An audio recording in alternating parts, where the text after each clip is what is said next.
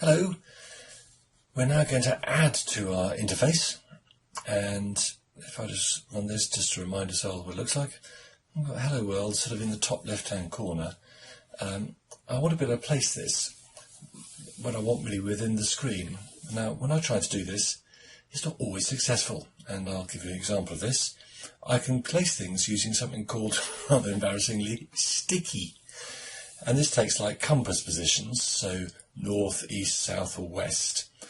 So if I say I wanted this to appear on the east, it won't actually pick it up.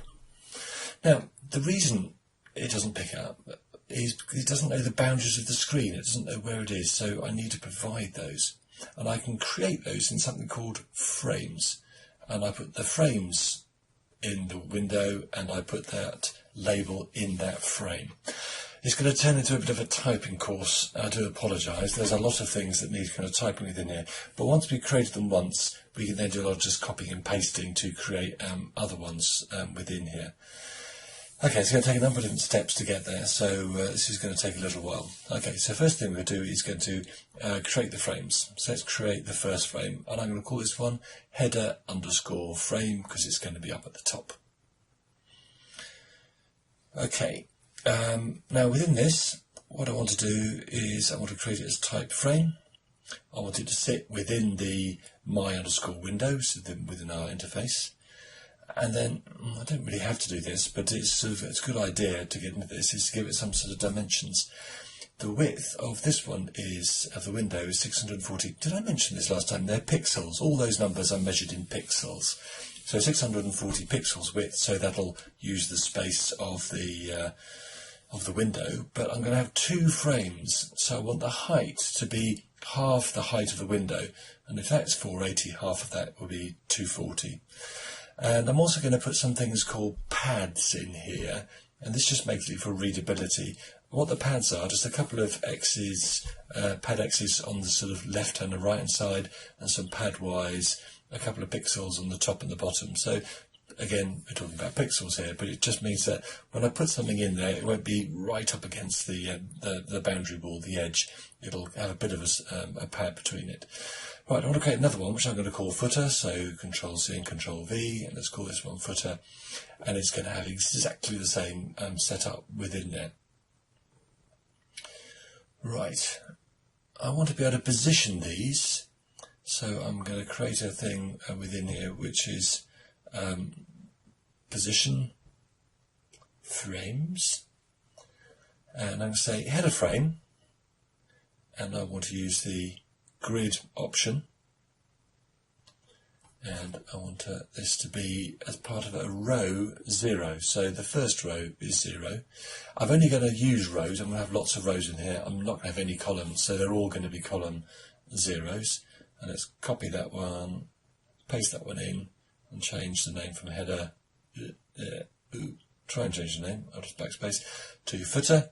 And this one's going to be in row 1, however. So it's going to have the next row down. Let's have a look at this. You'll be stunned by the fact that nothing has happened. And also our labels disappeared too. So how do I know that I've got them in there? Here's a nice little tip, and I use this usually as part of the development, and this I got from, I think, Stack Overflow. You can give some colours to the frame, so I'm going to make my top one blue. Now the BG there stands for background, so the background colour of this is going to be blue, and the bottom one I'll make as green. I'm going to separate those by a comma. Now I'm going to run this. My word. Okay, so pow, it's sort of come in here. These are sort of halfway. Visually it's quite odd, isn't it? Some of the dominant and recessive colours there. But they look to be about the same size. I know they are, but you can get a ruler if you don't believe me. Right, what next? Okay, I couldn't see my label within here because it's basically behind the window. In fact, the frames are in front. What I can do is say, well, I don't want the label to be within the window. I want it to be within the frame. I can put it within the header frame. Now, what's going to happen is the frame is going to react oddly to it. I seem to have lost the top frame. I don't know why frames do this as default. It seems a ridiculous thing to do. But what it actually is doing is saying, okay, I've got some contents. What I'm going to do is I'm going to wrap around that content. Can you see with that says hello world? It's quite small. There's a kind of a blue edge to it. So I can see, well, actually there's something going on in the frame.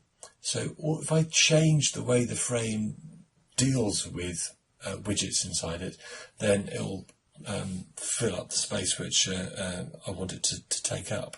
And then the green one won't come up there, and I won't have this white space at the bottom. So in effect we're stopping it from doing that, going around that widget.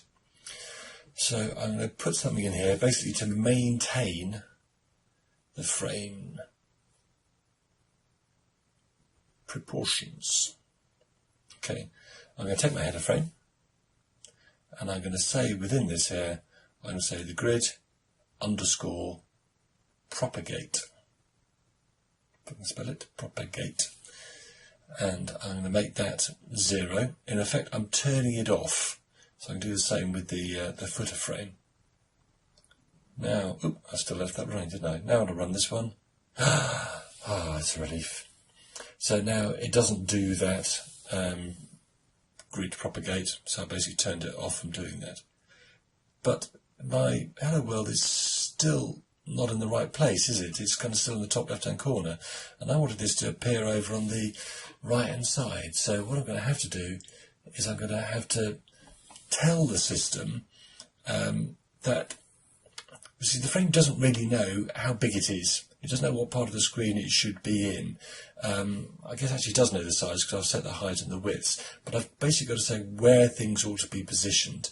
And I can do the similar things I did with my position of the frames for the rows in the grid, but for the components of this, they need to know where they're going to fit. So I'm going to have my configure the frame. I'll do this for the rows and the columns. Actually, I don't have to bother about the columns because I've only just got one column, but it's a good habit to get into. So we'll put that in. So header frame. And what I'm going to do is I'm going to set the grid underscore row. Now it's going to be the rows configuration, so how things appear within here. And I'm going to put that as being 0 for the first row. And then I'm going to give it a weight. I'm going to set this to being 1. Now if I just set the other one, when I kind of do both of these, it makes a bit more sense. I'm going to set it to being footer. And I'm going to set that to being the second row, which is going to be 1. Now, by having them both with a weight 1, they will each take up 50%. I'm doing do both here, it's sometimes called belts and braces there, but the height is kind of forcing this too. But let's say I wanted to have these proportionally different, so maybe I wanted the top to use the top 3/4 and the bottom one to use the bottom 1/4, but then I could have it like this. Actually, it won't show because those height pixels in there are going to force that, so it won't work. But if I set both of these as being 1, then it's allowing the internal space within the frame to use up that amount of space rather than not use that at all.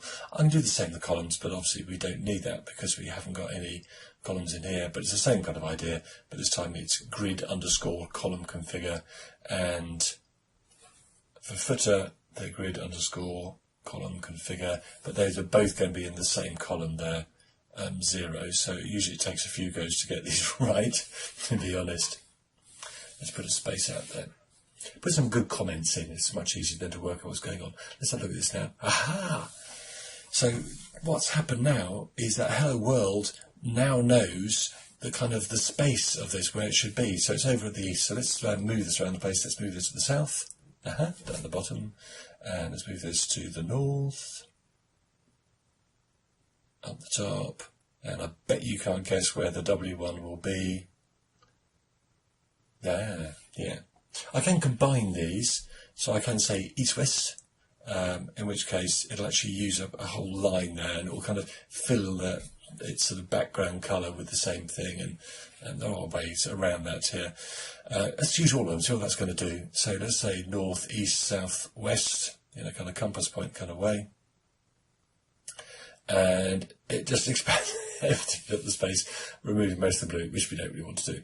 But actually I want to have this over on the left hand side because it's a label and I want it to appear to be read from the left.